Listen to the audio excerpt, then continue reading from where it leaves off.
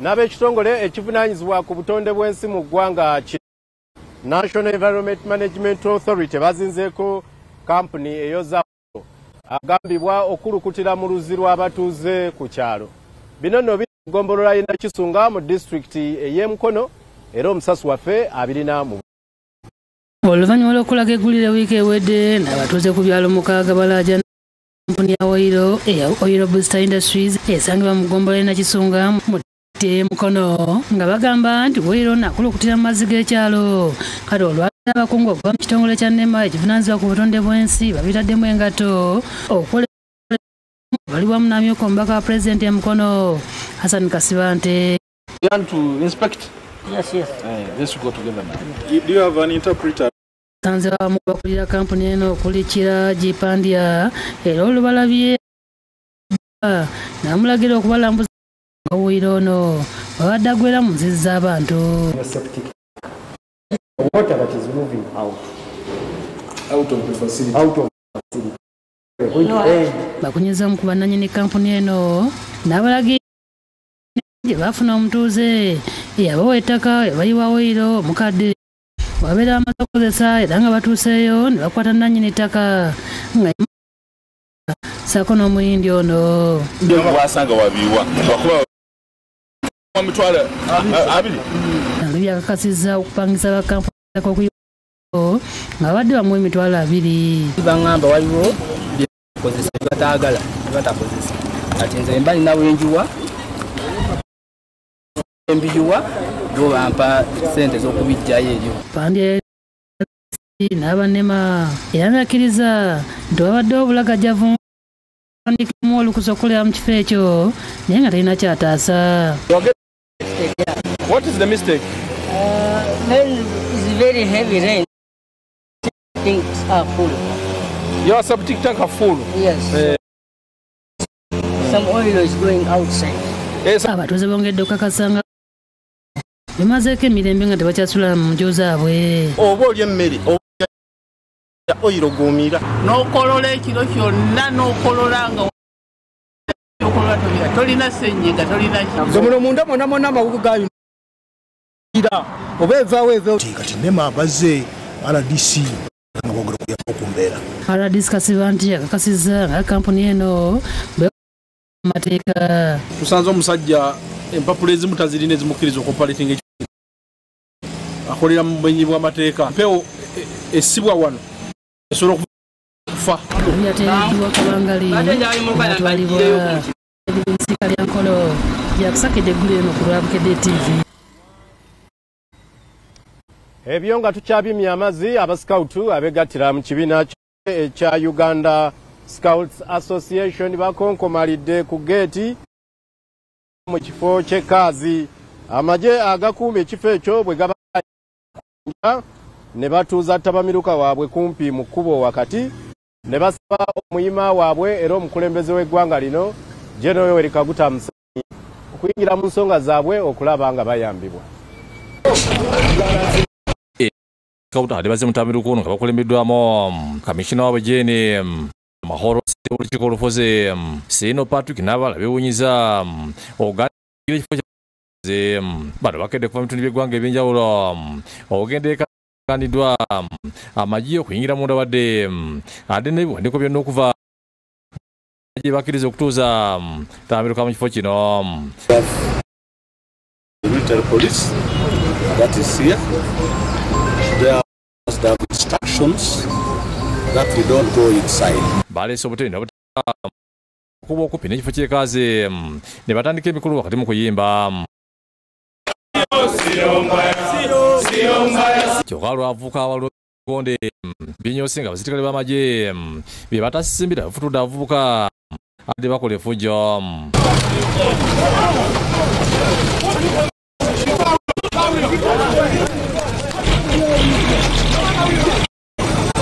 Mahoro agamba nti abamiruka waabwe yayise mu mitendera emituufu nga yeewuunya kyokka ne bakakasa nti bagenda kutula basala amagezi ebizibu ebiriwo.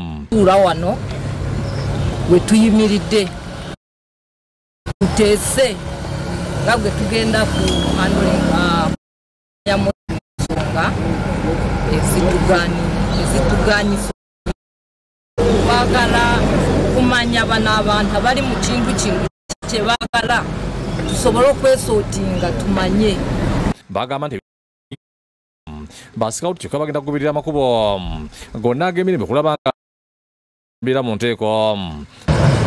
At least here would have an interim saying that you are stopped from holding this meeting. Those are the ways we would not have this meeting. So what is being done here is not a legal approach. But it is, again, very surprising, which are supposed to protect us, that we have the meeting, are the same agencies which have turned against blocking the meeting. Kubayo bayima wabaveeyo abannyini kubigenda mu maaso ettaka bitandise okutema mu plotisi nga lyantundibwa ne limalibwawo mbwango bwataba kikolebwa cutting our forest. So you time as the patron of the Uganda session, you need to come out and act.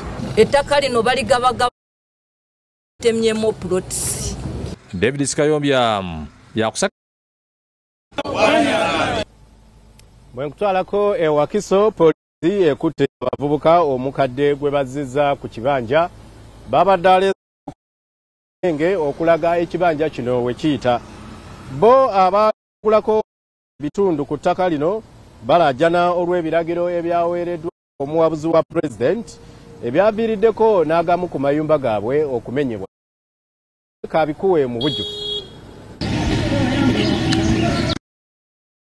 Nga bakubasengeye ku ttaka ly'omukadde Safina Nabisubi Fiona Balungi ongeza njawulo n'ebikwekweto bwe yazza ku kibanja wiiki eno basaba ku kyalo Luggi mu Lukwanga mu disitulikiti y'e Wakiso nga kino abasatuuzi baali bakitwako yiika 10 olwo omukadde n'amulekerako yiika 3 zokka nga twakulaze ku mawulire agatali mu nfuufu.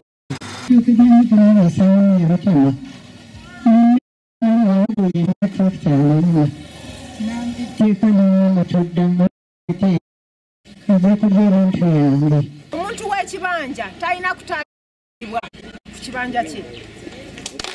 Tix za land grabbers tukunya bantu.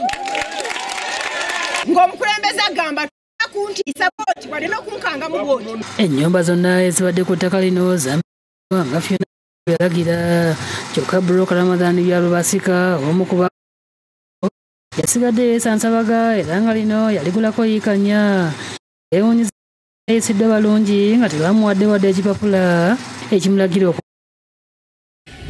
yasanga nyinako ennyumba yange nga kuliko n'ennyumba endala ne bamenya nimirako kuliko n'ensolo zange zonna bazibbye nagamba kanaakulira ampe ku minutes ziyaluulingiddeko Michael kanako nagamba nti baabimuwadde aweza obutava ku ttaka lino tetayinza kusigabanga bw'atyo era tewali muntu yenna yali ampulabidde musango gwa kulimino kati mbadde nja Fiona Balungi ajampa ekiwandiiko kinaalaga bannange bye naguzaawo nti ettaka lino yaligabidde omukadde oba ekibanja kyange kinagule kyeyiika 4 jasoma ode eyo nga nange wendi kubanga namulira nga 21 teyajja ekyamusabibwa mu ofiisi y'abalungi nga tebamuddamu kyokweraawo nga bamenya ennyumba ze. Muwandikidde obutabo buno bwonna nga mutegeeza ebikwata ku nsonga ziyayingiramu okunoonyereza ne mwongera akatabo akalala CV nga yetanzirangamu kategeri gy'atanziramu oda yasinziddeko okungoba ku kibanja kyange ffe tuli malooni bwettaka. Michael Kanakulye yatunda ettaka lino agamba asobeddwa ekyokuzzaako era Balungi yamuwadde amagezi okuzzayo ssente zaabo bonna abaakuzibwa ku ttaka lino batalina waakuzijja. Sina kwensinzira agamba nti nongera kuliza omwana ayiwe namuguza watuufu era wange agende mu kooti bwene etuwe ripooti awo nange nfune kwenda nsinziiro gamba munongenda kuliza omukyalo sente. William Mutyaba yakusakidde eggulu lino ku TV.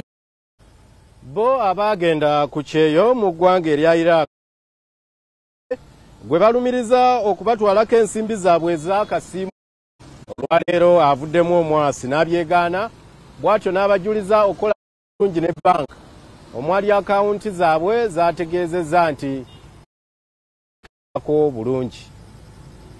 Olwokusatu lwa wiiki eno twakufunga abantu bataano okwawadde retired sergeant Matovu Badru, Gerard Serugo, Mutebi Beka ne Nakwera Edward okukuma emirembe nga balumiza Stanley Katabalwa okubatwalako ssente zaabwe ezakaddiwo. Nenjogera ne Stanley ne mugamba siriwo muganda wange naye zituusizza waawano ssente bwe ziba zizze jjako percent ng'ozireke ku akawunti. Bano bategeeza nga bwe batuukirira Katabalwa kubayambiza akasiimo kaabwe wabula n'abafera nga n'okutuusa olwaleero na zino ze yampandisa teyazimpa nampaya kakadda sifunangako nenkubira omukulu Stanley nemugamba naye banga esente zajja agamba bwe sente ze bazibba bakuhaking okubabba alambuludde ku nsonga nga bwe zaali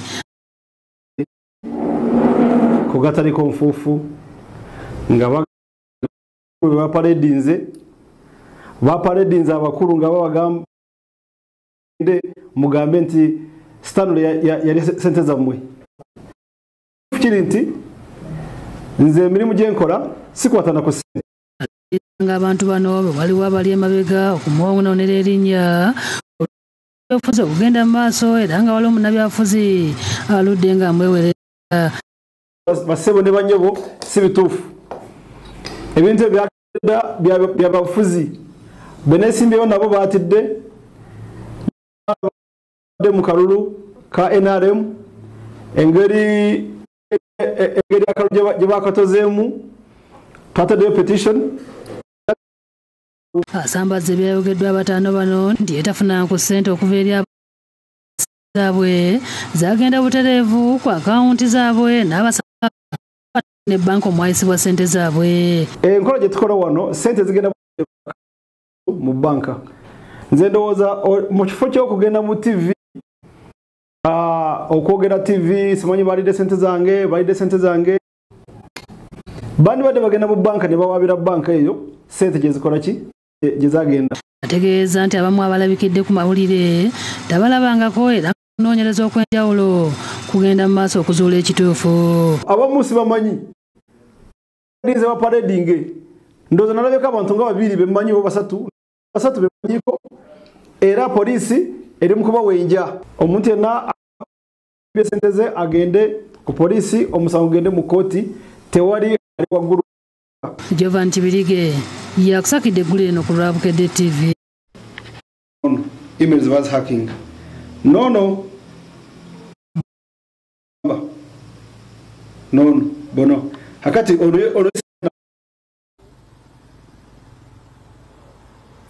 omubaka Uganda atendereza eggye lya UPDF olw'omulimu gamba ku butebenkevu naddala mu mawanga aga Africa. Ku mukolo ogw'okujaguza emyaka 98 bukyandikibwawo mu mwaka ogwa 1927 omusasi na 240. Abakungu okuva ku bitebe by'amawanga ag'enjawulo bannasanga China sako n'abakungu okuva mu gavumenti ya wano okubadde minisita ebyokwerinda Jacob amyuka Speaker Thomas Taibu akulira Vision Group Don Innocent Wanyama ngani ku kigo kya China mu Uganda okwetala ku mukolo gw'okujjukira nga bagiweza emyaka 9 mu eggye lya China litandikibwawo mu mwaka gwa 1927.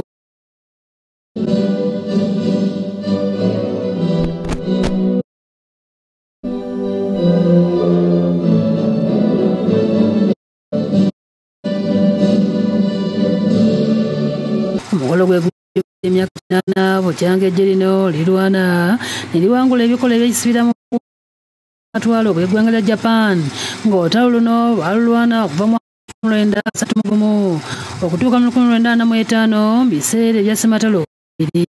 Ano Zhang Hao akulira enkolagana y'amagye ku kitebe kya China mu Uganda alambula ebyafaayo by'eggye lya China n'engeri gye lizirikulamu ssaako n'amawanga agazigalega yenyumiriza mu nkolagana ennungi gye balina n'eggye lya UPDF mu obutujju. Looking to the future, we are ready to work hand in hand with Ugandan counterparts to deepen strategic mutual personal exchanges and carry out closer more effective cooperation.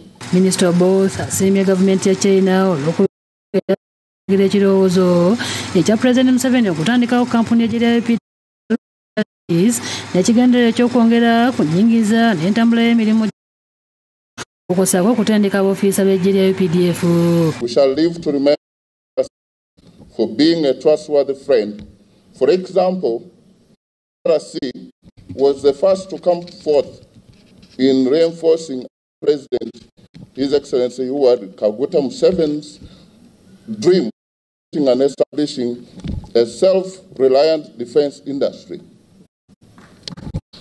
Omubaka wa China mu Uganda, His Excellency Zhang Lizong, yenyumiriza enkolagana ennungi gavumenti ya Uganda ne China ze galina.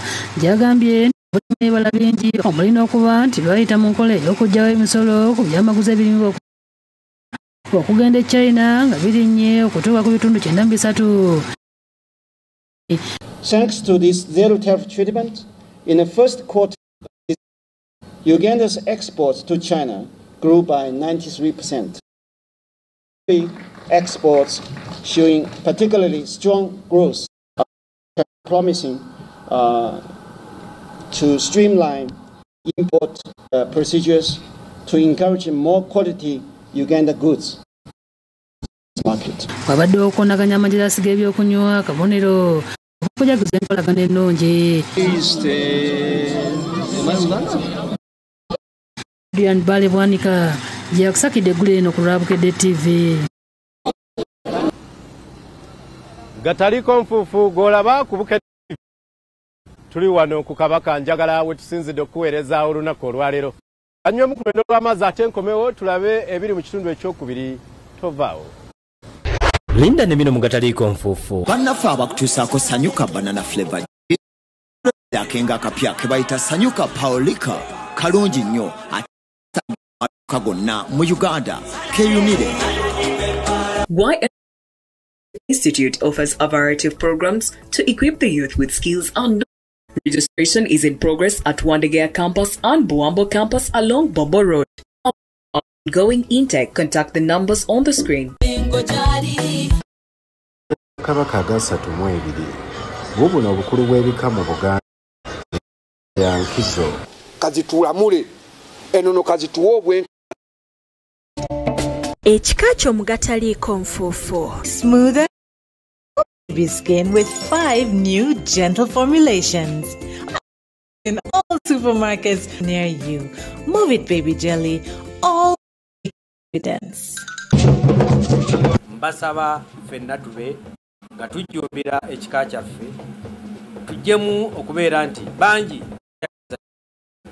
ne tujjemu okweyagaliza tugende n'ekyo mu buwangwa bulombolombo bw'ekika. Nebazizza nnyo bajjajja ab'amasiga ne